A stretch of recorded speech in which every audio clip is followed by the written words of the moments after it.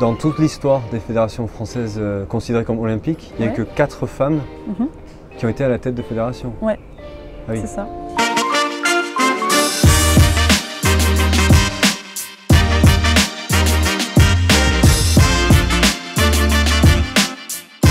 Annabelle Capré, donc tu es docteur en sociologie du sport.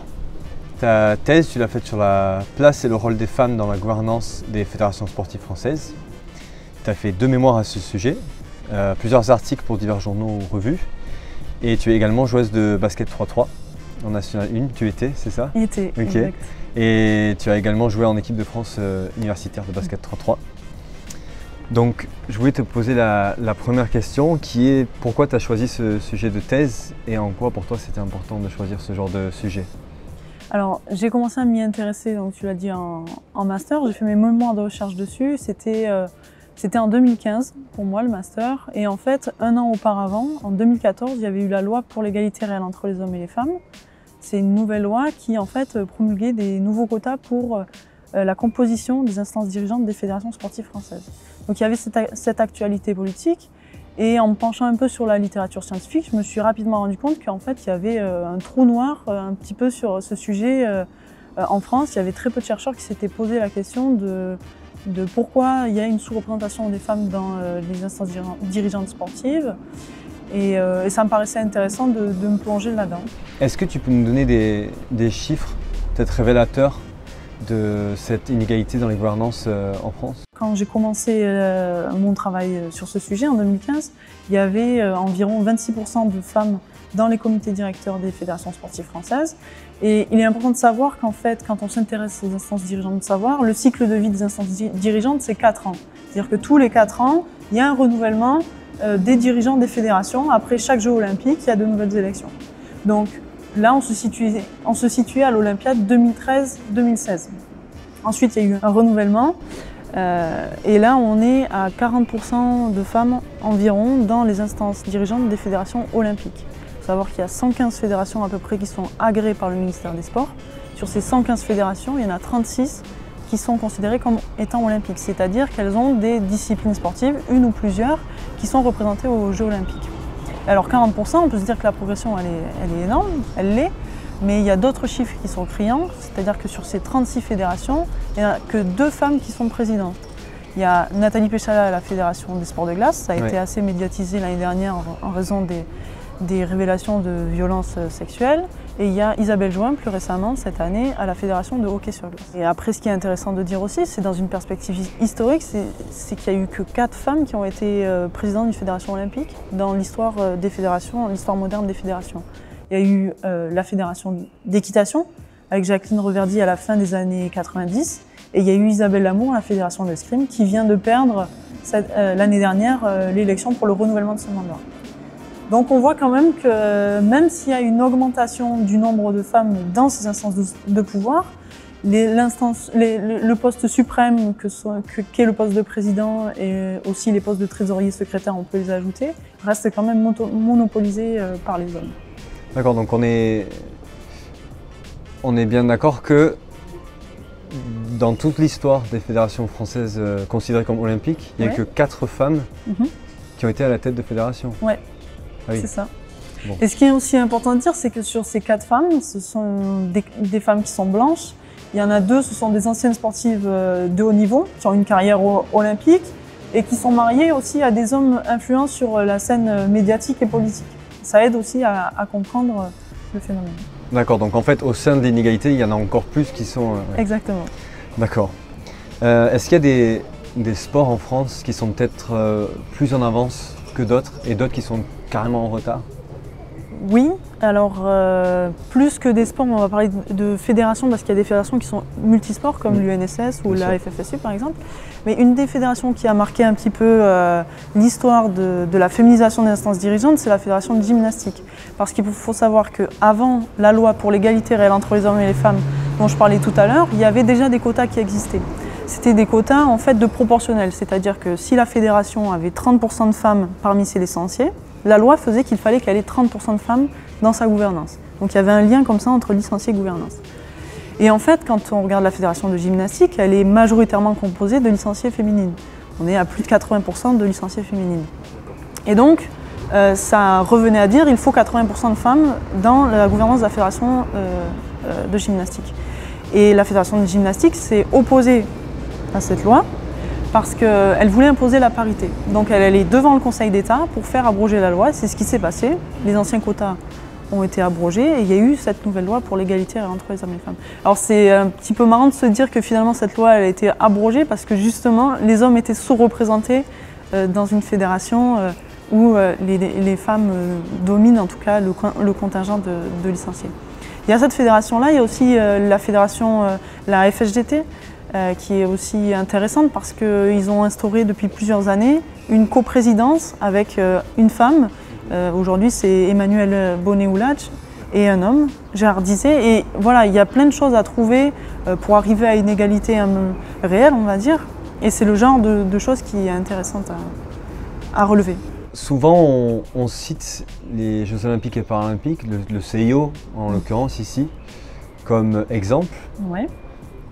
Est-ce que c'est le cas? Est-ce que c'est un élève modèle dans les fédérations? Alors, disons qu'il a commencé à impulser le changement au milieu des années 1990.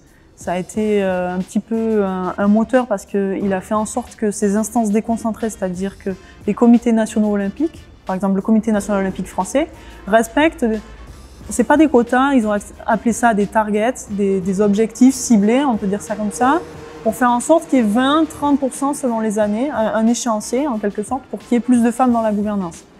Donc c'est quelque chose de peu contraignant, mais finalement qui impulse quand même le changement. Mais si on regarde les instances olympiques elles-mêmes, c'est intéressant de remarquer que pendant très longtemps, le CIO n'a pas respecté ses proportions dans ses propres instances. Donc oui, aujourd'hui, il y a eu une féminisation du comité exécutif, des membres du CIO, des commissions de travail, mais ça a été long. Et c'est toujours pas la parité. Le comité exécutif du CIO est composé aujourd'hui à 33% de femmes. Donc on est quand même pas arrivé on est loin de l'objectif de la parité quand même. Voilà. Quand on considère que c'est quand même le CIO. Voilà. Et le comité national olympique français n'a jamais été présidé par une femme, le CIO n'a jamais été présidé par une femme. Il y a encore beaucoup de postes qui n'ont pas encore été occupés par des femmes. Paris 2024, ça va être les premiers JO où on va avoir un nombre égalitaire entre le nombre de participants et de participantes. Est-ce que ce serait pas un moment phare quand même pour aussi réagir en termes de gouvernance quand même? Oui. Après, il y a le symbole, c'est bien, c'est 49%, c'est pas exactement 50-50, c'est 49-51, bon c'est anecdotique, mais il y a souvent beaucoup de symboles qui sont mis en lumière, ça en est un, et après il faut aller plus loin dans les actes. C'est-à-dire que là, le comité olympique, par exemple, pourrait s'appliquer les propres recommandations qu'il demande aux autres de respecter. Pourquoi la gouvernance, c'est vraiment un élément clé pour faire avancer concrètement les choses en termes d'égalité dans le monde du sport? Alors, moi, je considère que c'est un élément clé, mais pas plus essentiel qu'un autre domaine. C'est-à-dire qu'il est autant essentiel de faire en sorte que les petits garçons, s'ils veulent pratiquer la danse et porter des tutus, ou les hommes porter des robes, allons plus loin, c'est aussi important. Ce qu'il y a souvent derrière cette question de la place des femmes dans la gouvernance revient la notion de performance de l'organisation. Ça, c'est souvent l'argumentaire qui est avancé. C'est-à-dire que, par exemple, les femmes seraient plus à même de développer le sport féminin, donc c'est important qu'elles soient là pour développer le sport féminin. Ça, c'est quelque chose qui revient aussi très souvent. Et je pense que c'est une erreur fondamentale. Déjà, ça revient à essentialiser les femmes qui seraient plus à même de comprendre certains mécanismes. Et puis surtout, ça revient à éviter de former les gens et de mettre les moyens. Parce ce qui manque cruellement, finalement, dans ce genre de situation, c'est des gens qui connaissent ce que sont les discriminations, les inégalités de genre et qui sont investis du sujet. Il y a pas mal de personnes qui disent que la raison pour laquelle il y a plus d'hommes qui sont dans les postes de dirigeants, c'est parce qu'ils sont soi-disant plus qualifiés, soi-disant ils ont plus de diplômes, etc. Bon, j'aimerais bien avoir ton avis là-dessus. Ouais, c'est une grande méconnaissance du sujet. Le problème de la sous-représentation des femmes dans les postes à direction, il est multidimensionnel.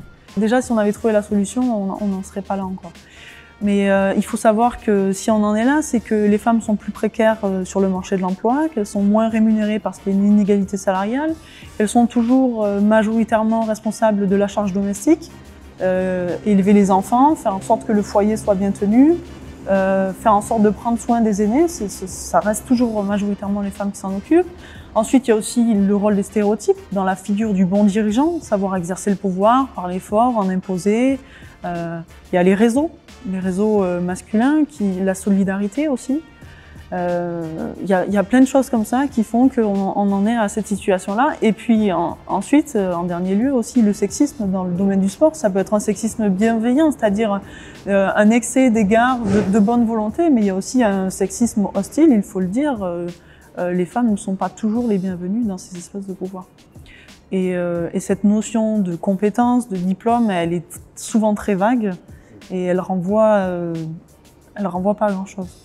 Quand on pose des cabinets etc., de gouvernance, souvent il y a une sorte d'argument comme quoi on ne peut pas trouver assez de femmes pour faire 50-50 qui sont assez qualifiées. J'ai mon avis dessus, je pense qu'on partage le même. Qu'est-ce que tu penses de ça aussi? C'est un argument qui est très souvent avancé, le manque de vivier de femmes, et ça a d'ailleurs été un argumentaire pour essayer de faire en sorte que les quotas soient moins élevés. C'est-à-dire au lieu d'avoir la parité, on est aujourd'hui à 40% ou 25% de femmes dans la gouvernance, selon le type de fédération. Je ne rentre pas dans les détails. Mais bon, l'argumentaire était là, on veut bien, nous on a la volonté, on cherche les femmes, mais on ne les trouve pas, il y a un manque de vivier.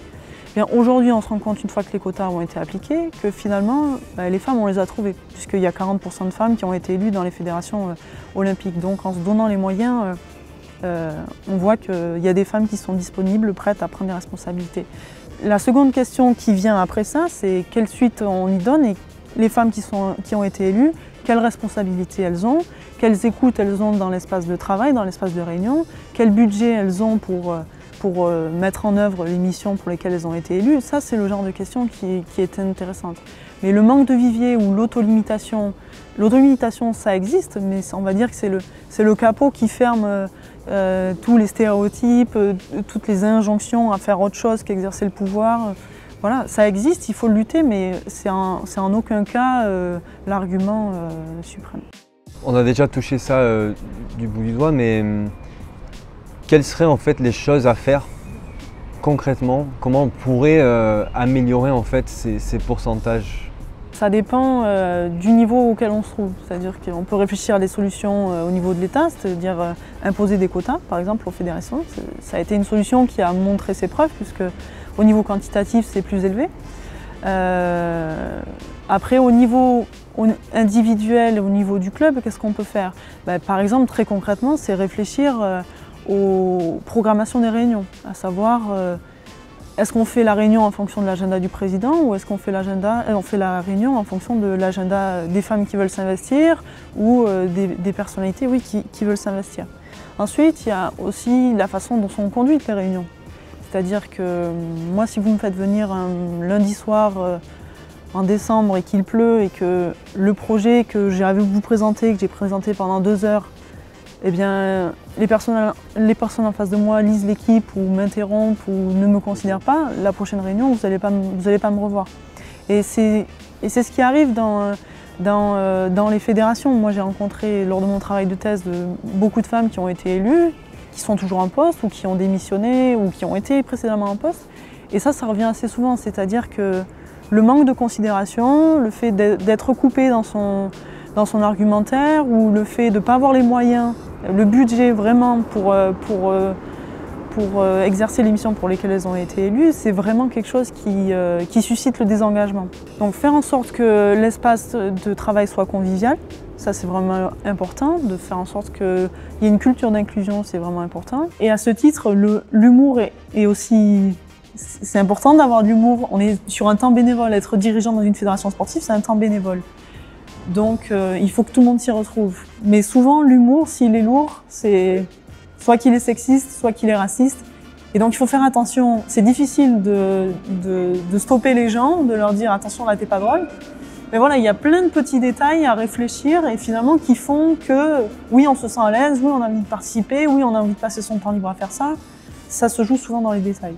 On parle de mesures en termes dans la loi, mais aussi voilà, de la vie quotidienne, quoi. Nous, nos actions individuelles au quotidien. C'est ça, l'idée c'est de dire que on est tous acteurs de ce changement. On a l'impression que la machine est trop grosse pour pouvoir la changer, mais par des petits comportements de bienveillance, souvent, on peut changer les choses, c'est certain. Alors évidemment, la responsabilité n'est pas individuelle, la responsabilité de l'État, des institutions est engagée aussi, mais il y a aussi une responsabilité individuelle à avoir. J'ai une dernière question à te poser. Est-ce que parmi tout ça, sur ces dernières années, peut-être, il y a des choses positives à retenir? Est-ce qu'il y a un élan positif qui est en train de se mettre en place peut-être? Oui, en tout cas, les chiffres le montrent, puisqu'on a quand même une progression du nombre de femmes qui sont investies dans ces postes à responsabilité. Et l'événement peut-être le plus important à noter, même s'il produit beaucoup de dramaturgie et de douleur, c'est un événement douloureux que sont les révélations de violences sexistes et sexuelles.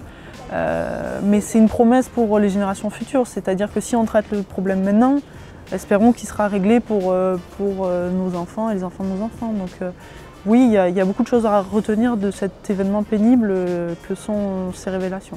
Je n'ai plus qu'à te remercier, du coup, Annabelle, d'être venue. Et puis bon, on espère que les choses changent bientôt, on va dire. Rapidement.